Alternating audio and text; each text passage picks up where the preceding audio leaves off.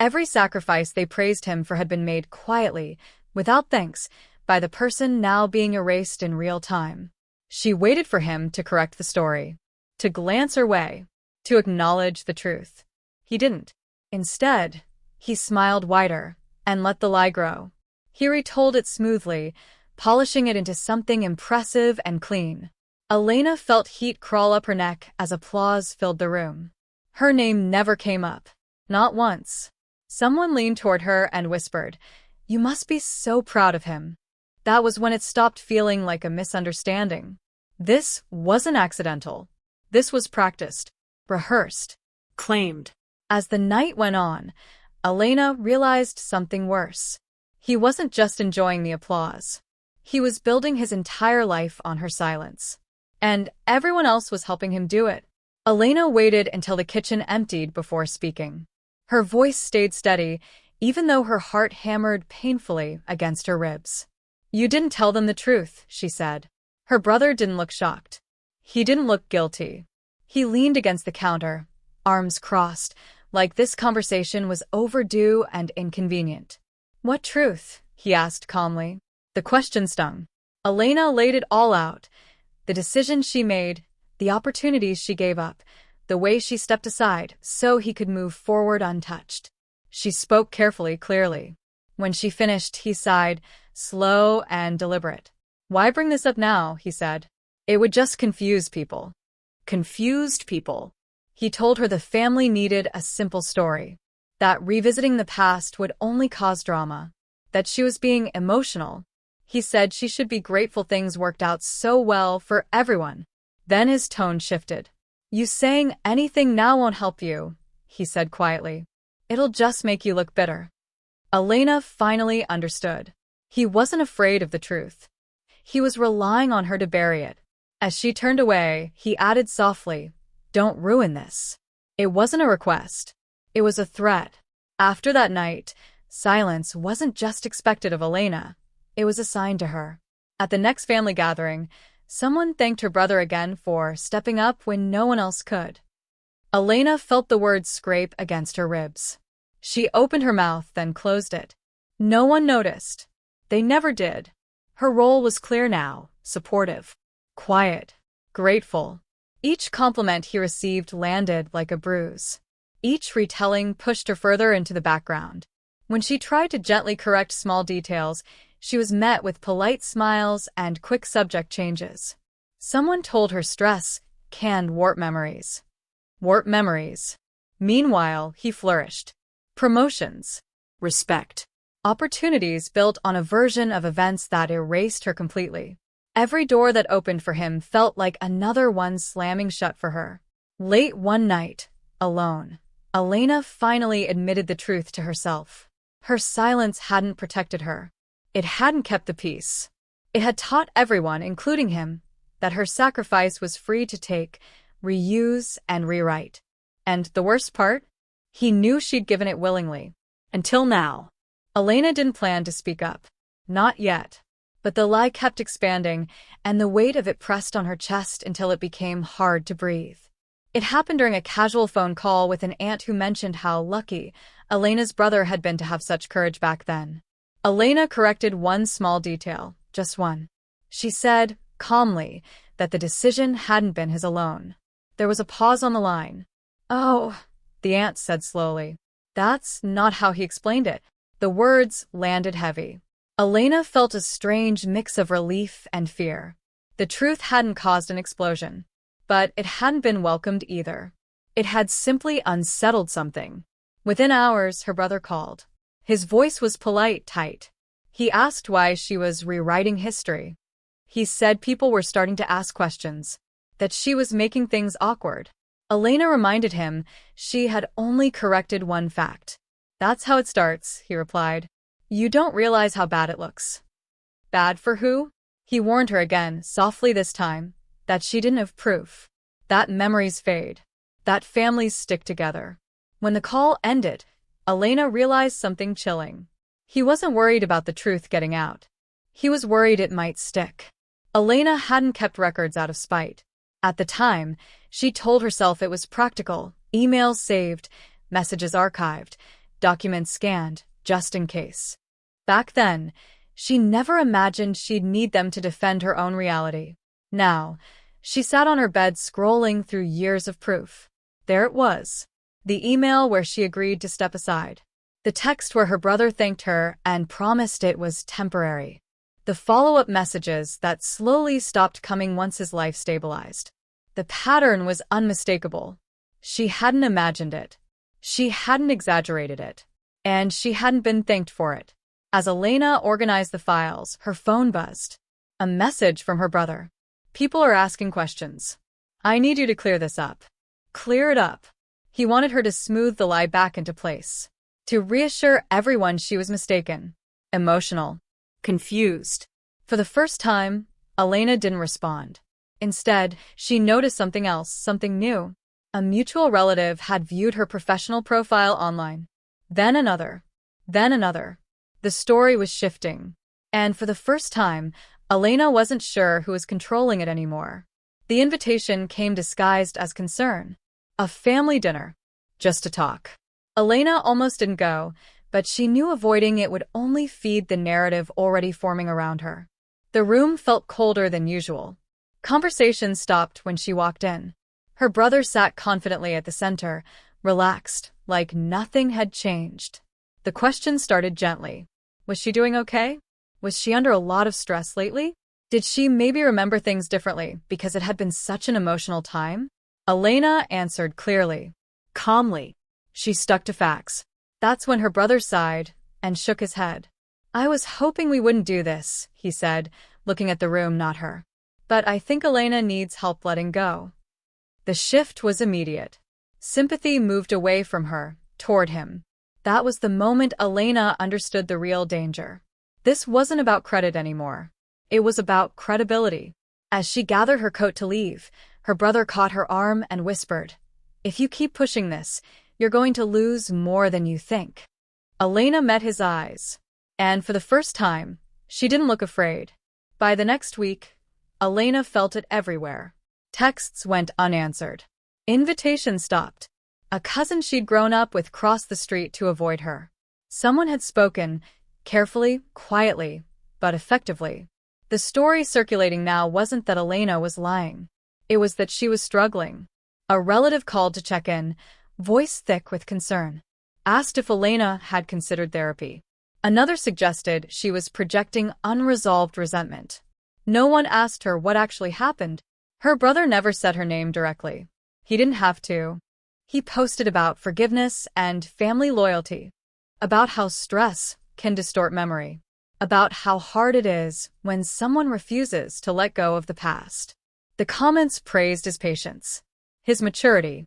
Elena stared at her screen, stunned by how quickly truth had been buried under tone. That night, she opened a shared cloud folder she hadn't touched in years, an old backup she'd nearly forgotten. Inside were audio notes she'd recorded during that time. Not dramatic. Just exhausted. Honest. Time-stamped. She played one. Her own voice filled the room, steady but breaking, explaining exactly why she had stepped aside. Elena stopped the recording halfway through. She finally understood something crucial. They didn't just underestimate her silence. They forgot. She remembered everything.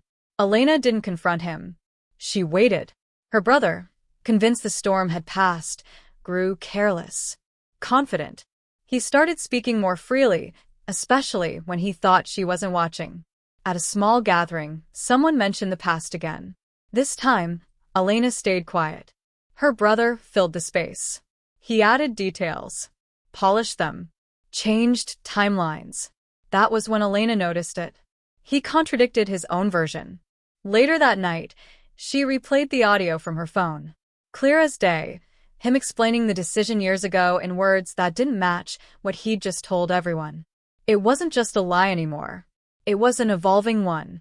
Elena began building a timeline. Emails, messages, audio, public statements. Each contradiction highlighted in clean, unemotional notes. No commentary, just facts. Then came the message she hadn't expected. From his partner. Can we talk? I'm starting to feel like something doesn't add up. Elena stared at the screen, heart racing. The story wasn't just cracking on the outside. It was splitting from the inside. And her brother had no idea who was already doubting him. Elena learned quickly that saying nothing was more powerful than defending herself. She stopped correcting people, stopped explaining, stopped reacting. The absence unsettled them. Her brother noticed first. He texted more often, checking in, offering vague olive branches. He warned her again about how things might look if she kept pulling away. She didn't reply. Instead, she quietly shared one document with one person. Not the most dramatic piece. Not the audio. Just a single email, dated, clear, impossible to reinterpret. The response came minutes later. Oh, that was all. But the tone changed after that. Conversation slowed. Questions sharpened. Someone asked him to clarify a detail. Someone else brought up a timeline inconsistency. Elena watched from a distance as the confidence drained from his posture. The way he laughed too loudly now. Overexplained. Repeated himself. He cornered her after family event, voice low and urgent. You're doing this on purpose. She met his gaze, calm. No, she said. I'm just not protecting you anymore. His face tightened, not with anger. With fear. Because for the first time, he understood something Elena had known for weeks. She wasn't chasing revenge. She was letting the truth walk on its. The shift became impossible to ignore. An aunt pulled Elena aside and whispered, I didn't realize how young you were when all that happened. A cousin admitted they'd always felt something was off but hadn't wanted to challenge the story. No one apologized outright. Not yet. But the questions were new and dangerous. Her brother sensed it. He began arriving early to gatherings, positioning himself as narrator-in-chief. He spoke faster now, laughed harder, filled silences before they could turn into doubt. Elena watched him work. That night, she received a message from someone unexpected, a former mentor who'd been present during the original sacrifice. They'd found an old notebook while cleaning. Inside were meeting notes, names, decisions. Elena's name appeared once, crossed out. Her brother's appeared twice, circled. The mentor asked one question. Did you know he pushed for this? Elena stared at the screen, chest tight. This wasn't just about credit anymore. It was about intent. She saved the photo, added it to her growing archive, and realized something chilling. Her brother hadn't simply accepted her sacrifice. He had engineered it. The call came late. Her brother's voice was strained, falsely gentle. He said people were misunderstanding things. That Elena's silence was being misread. That it might be time for her to help correct the narrative for everyone's sake. Then came the threat. Subtle. Practiced. If this keeps going, he said, you might lose more than your reputation. Elena didn't flinch. Instead, she asked him to repeat what he'd just said. He laughed nervously, backtracked, claimed concern, but the damage was done. She ended the call and immediately wrote everything down, time, phrasing, tone. She added it to her records. Minutes later, a message arrived from his partner again. He's spiraling, it read. And I think he's lying to both of us. Elena felt a strange calm settle in. For years, she'd been framed as emotional, reactive, difficult. Now she was the only one documenting reality. Her brother had crossed from self-protection into intimidation. And that changed the rules. Because now, Elena wasn't just reclaiming her story. She was protecting herself. Elena didn't broadcast anything. She curated. One by one, she allowed the truth to surface. Never all at once. Never emotionally. Never defensively. Each person received only what they needed to see. A date. A document. A contradiction. The effect was slow but irreversible. Family group chats went quiet. Plans were postponed. People stopped tagging her brother in praise-filled posts. Then came the moment Elena had prepared for, but never rushed. A family meeting. He arrived confident, smiling too tightly. Elena brought nothing but her phone. When questions turned toward her, she didn't speak first. She played the audio. Her younger voice filled the room, explaining the decision in real time, clear, specific, undeniable. The silence afterward was devastating. Her brother tried to interrupt, to reframe, to soften. But the room had already shifted. Someone asked why he'd never mentioned that call. Someone else asked why the timeline didn't match. Elena said nothing. She didn't need to. The truth had found its audience, and it was listening closely. Belief didn't feel triumphant. It felt heavy. People looked at Elena differently now, not with pity, but with realization. Conversations softened. Regret surfaced in pauses and half-finished sentences. Her brother avoided her entirely. Then, 3 days later, the apology came. Public. Carefully worded. Incomplete. He acknowledged miscommunication. Praised Elena's strength. Never admitted intent. The family accepted it anyway. But Elena didn't. She finally spoke, not to accuse, but to clarify. She shared the full timeline. The engineered push. The crossed-out name. The threat. She didn't raise her voice. She didn't cry. And that terrified him more than anger ever could. The room went still again, this time with understanding. Afterward, people didn't ask Elena to reconcile. They asked her what she needed. That was the moment she felt the power shift settle fully into place. Her brother lost something that day. Not status. Credibility. And Elena realized the most dangerous thing about telling the truth wasn't retaliation.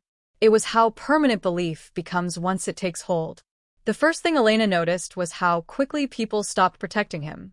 It wasn't dramatic. No confrontations. Just absence. Her brother was no longer asked to speak for the family. Decisions were made without him. Stories were told without his name attached. The silence that once protected him now isolated him. He tried to reclaim ground by reaching out privately, long messages filled with nostalgia, shared hardship, and rewritten memories. He framed their past as mutual struggle, as a shared sacrifice. Elena read them carefully. Every message omitted one thing: accountability. She didn't respond. Instead, she noticed something else unfolding. Opportunities he'd always taken for granted began slipping. A role he expected was quietly offered to someone else. A recommendation he assumed would be automatic never came. People weren't punishing him. They were reassessing him. And reassessment was worse. Elena, meanwhile, experienced a different shift. Relatives checked in not to fix things but to understand. They asked how she'd carried it alone for so long. That question landed harder than any accusation, because it forced Elena to acknowledge a truth she'd avoided. Silence hadn't been passive. It had been currency, and her brother had spent it freely. Now that it was gone, he had nothing left to trade. Elena changed without announcing it. She stopped shrinking her answers, stopped deflecting praise. When people credited her openly, she didn't correct them out of habit. She let the truth stand. Her brother noticed. At a gathering, he cornered her briefly and asked, too casually, when she'd become this confident. He smiled as if it were a joke, but his eyes searched her face for something familiar. Compliance. She met his gaze and said, "I've always been this way. You just never needed me to be." The words landed harder than she intended. He stepped back, startled. That night, Elena realized the power shift wasn't about exposure anymore. It was about identity. For years, her brother's story had required her to be smaller, grateful, silent. The moment she stepped outside that role, his narrative collapsed. She wasn't reacting to him anymore. She was moving forward without reference. And that terrified him, because there was nothing left to control. No apology could fix that. No revision could contain it. Elena wasn't reclaiming the past. She was outgrowing it. The final piece arrived quietly. A distant relative reached out with a single message, "I think you should see this." Attached was an old email thread, buried, forgotten, never intended to resurface. It detailed the original decision Elena had sacrificed for, including internal disagreement. One message stood out. Her brother had written it, not after the fact, not defensively, before everything. He'd argued that Elena was better positioned to absorb the loss. That she was less visible. That she would understand. The words were clinical, strategic, devastating. Elena felt the last remaining doubt fall away. This hadn't been survival. It had been calculation. She saved the file, backed it up twice, and didn't share it immediately. Because now, she understood something crucial. The truth didn't need to be rushed. It needed to be placed. Carefully. Deliberately. And when it landed, it would change not just how people saw her brother, but how they saw every success he'd built on her silence. Elena closed her laptop, steady and calm. The final chapters were no longer about proving anything. They were about choosing the moment everything would finally make sense. Continue with chapters 16 to 18, each 200 to 220 words, with tightening consequences. The message came from someone Elena hadn't spoken to in years, a distant relative who had no reason to pick sides. "I don't know if this matters anymore," the note said, "but it never sat right with me." Attached was an email chain dated years back. Internal. Careful. Written before the sacrifice ever happened. Elena read it slowly. There it was, her brother outlining why she should be the one to step aside. Not emotionally. Logistically. He described her as resilient, less visible, unlikely to push back. He framed it as efficiency. Not once did he mention asking her. Elena felt something settle inside her. Not rage. Clarity. This hadn't been a misunderstanding. It hadn't even been selfishness in a moment. It had been planning. She saved the emails in 3 places and closed her laptop without telling anyone. Because now she understood the leverage she held wasn't loud. It was precise. And the most dangerous thing she could do wasn't confrontation. It was patience. Her brother sensed the shift before anyone said a word. He grew restless. Over-explained things no one asked about. Repeated old stories with added details that didn't quite match. People noticed. At a family gathering, someone casually asked Elena about a timeline he'd shared earlier. She answered honestly, briefly, calmly. The room went quiet. It wasn't dramatic. Just off. Later, another relative pulled her aside and asked, "Has it always been this way?" Elena didn't answer right away. She didn't need to. The doubt had already taken root. Her brother tried to course-correct by being louder, warmer, more generous. He offered help where none was needed. Apologies without specifics. Jokes that landed flat. The harder he worked to maintain the image, the more fragile it became. Because stories only hold when everyone agrees to tell them. Elena had stopped participating. And without her silence filling the gaps, the inconsistencies had nowhere to hide. The first real consequence didn't come from Elena. It came from someone else saying no to him. A small thing. A refusal he didn't expect. A door that had always opened before, and didn't this time. Then another. Then another. He started asking Elena questions under the guise of concern. Whether she was okay. Whether she'd said something. Whether she was trying to make a point. She kept her answers neutral. "I'm just telling the truth" when asked. That was enough to unsettle him. Because truth, once released, couldn't be redirected. Elena realized something important in those moments. Power didn't disappear all at once. It leaked. Every time someone hesitated before believing him. Every time his version required more effort to maintain. He wasn't being attacked. He was being reevaluated. And Elena, steady, quiet, prepared, understood that the reckoning wouldn't come from exposure alone. It would come from the moment everyone realized they'd been standing on a story that was never solid to begin with. And that moment was getting closer. The shift became undeniable when someone finally asked the question out loud. Not Elena. Someone else. It happened during a casual conversation, the kind that usually stayed safe and surface level. A relative paused mid-sentence and said, "Wait, if Elena stepped aside, why didn't she ever get acknowledged for it?" The room stilled. Her brother laughed too quickly and gave an answer that sounded practiced, but incomplete. He moved on fast, but the moment lingered like a crack spreading through glass. Elena didn't jump in. She didn't need to. The silence did the work for her. Later that night, messages came in quietly. Questions phrased carefully. Curiosity masked as concern. People weren't accusing, but they weren't assuming anymore either. That was new. Her brother noticed. He started checking his phone more often, watching Elena when she spoke, measuring her tone. For the first time, he couldn't tell what she knew or how much longer he could control the narrative. And Elena understood something vital. The truth didn't need defending. It just needed space. The call came late, after days of tension and polite distance. Her brother sounded softer than usual. Careful. He said he'd been thinking a lot and wanted to clear the air. He apologized. But not for what he did.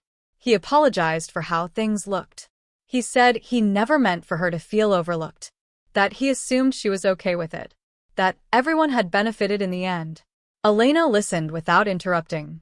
When he finished, she asked one question. Did you ever plan to correct the story? There was a pause. Too long. His answer circled, but never landed. That was the moment Elena knew the apology wasn't regret. It was damage control. She thanked him for calling and ended the conversation calmly. Afterward, she wrote everything down. The wording, the timing, the gaps. Because apologies, when they arrive late, tend to reveal more than silence ever did. And his had just confirmed what she already suspected. Elena didn't release anything all at once. She waited for the right opening. It came when a family decision required revisiting the past, documents, timelines, contributions. Facts mattered again. She shared only what was necessary. An email, a record, a dated message that clearly placed her sacrifice before his success, and his awareness of it. Nothing dramatic, just undeniable. The response wasn't explosive.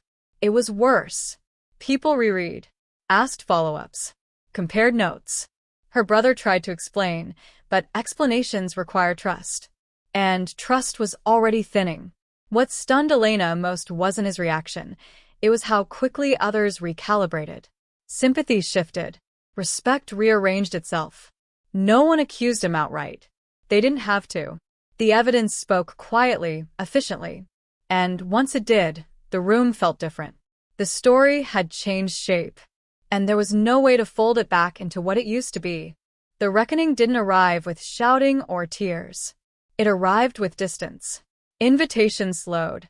Conversations shortened. Decisions were made without consulting him. The role he'd grown comfortable in no longer fit.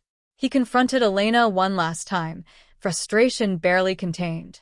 He asked why she hadn't defended him, why she hadn't stopped things before they went this far. Elena answered simply, I didn't start this. I just stopped covering for it. That was when he understood. She hadn't exposed him. She'd stepped out of the way and let the truth stand on its own. And without her silence holding it up, his version collapsed. Elena walked away from that conversation lighter than she'd felt in years. Not triumphant, resolved. Because reclaiming her voice hadn't required cruelty. Only honesty. And as the fallout settled around him, Elena realized the final chapters wouldn't be about revenge at all. They would be about what happens when someone finally gets credit, not loudly but permanently. The reckoning didn't erupt in anger. It was quieter, slower, but far more powerful. Elena watched as invitations stopped arriving, casual check-ins dried up, and decisions were made, without her brother's input. His usual dominance in family matters, the subtle control he had leaned on for years, no longer existed. He cornered Elena late one evening, frustration brimming. Why didn't you stop this? Why did you let everyone believe it was all you're doing? He demanded, voice taut with disbelief. Elena looked him in the eye, calm, unwavering. I didn't start this, she said evenly. I just stopped covering it up. The weight of her words sank in immediately. He realized she hadn't exposed him. She had stepped aside and let the truth surface. And the truth was relentless. For the first time, he felt powerless. Not because Elena had attacked him, but because she hadn't needed to. The subtle manipulations, the false accolades, the unearned praise, they unraveled on their own. Elena felt lighter than she had in years. No triumphal gestures, no dramatic confrontation. Just a reclamation of her own story. And as she walked away from the tense room, She knew the final chapters of this family saga were coming, sharper, irreversible, and entirely on her terms. The family dinner that had once been a stage for his boasting was now different. Elena arrived, poised, relaxed, her presence commanding attention without effort. Her brother entered, expecting the usual deference. Instead, he met polite nods, brief smiles, and subtle acknowledgement of her contributions that no one could ignore. He tried to interrupt, insert his version of events, but his words faltered. The family no longer needed his framing. The record, Elena's careful documentation, and her calm confidence spoke louder than any self-serving explanation. Elena didn't gloat. She didn't need to. Each corrected timeline, every quiet clarification, allowed her voice to resonate naturally. When the conversation drifted to accomplishments, Elena shared a story, not to embarrass her brother, but to ensure credit was placed where it belonged. Each fact landed precisely, leaving no room for misinterpretation. The shift was undeniable. Eyes lingered on her, appreciation forming in subtle glances. Whispers replaced assumptions. Respect replaced indifference. Her brother's frustration deepened. He wasn't being confronted, he was being quietly eclipsed. And in that silence, Elena realized something profound. She didn't need a confrontation to win. The system had tilted in her favor, simply because she refused to stay silent anymore.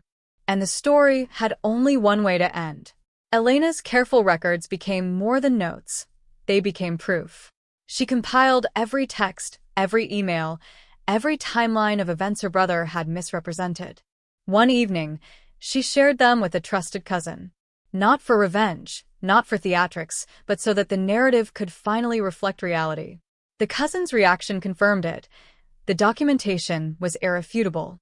Recognition had been withheld for years, and Elena's sacrifice had been taken for granted. Her brother's attempts to insert himself into past successes fell flat. Each subtle manipulation, each overreaching claim, was countered by calm, factual evidence. By the end of the night, Elena felt a sense of closure. No one doubted her anymore. No one assumed his version. And he understood, finally, that his control over the story was gone. Elena's strategy had been simple. Speak truth when it mattered most, let evidence carry weight, and avoid emotional escalation. Her quiet victory resonated through the family, shifting loyalties, attention, and respect in ways that forceful confrontation never could. The final chapter, the true payoff, was imminent. And she was ready. The last piece fell into place the following weekend. A family gathering, once his playground of exaggerations and self-serving stories, became Elena's stage, not by force, but by presence. She recounted a story of her sacrifice with clarity, humility, and undeniable proof. Dates, messages, contributions, it was all there, carefully documented, impossible to contest. Her brother tried to interject, as he always did, but this time, no one allowed him to rewrite history. Elena's voice carried authority. Her calm confidence commanded respect. People laughed, nodded, and even shared private acknowledgments they had previously withheld. Recognition poured in quietly but relentlessly. Every subtle tribute reinforced what everyone already suspected. Elena's efforts had been central, her sacrifices real, and her brother's credit misplaced. He could argue, complain, or fume, but the truth had permanently shifted the balance. Elena didn't need revenge. She didn't need confrontation. She had spoken up at the right time, and the system, her family, their understanding, the record itself, had aligned in her favor. By the evening's end, Elena felt the weight lift from years of being overlooked. She hadn't just reclaimed her credit, she had changed the narrative forever, silently, firmly, and irreversibly. And as she watched the room acknowledge her contributions, she realized something profound. The most powerful victories are the ones you win without ever raising your voice.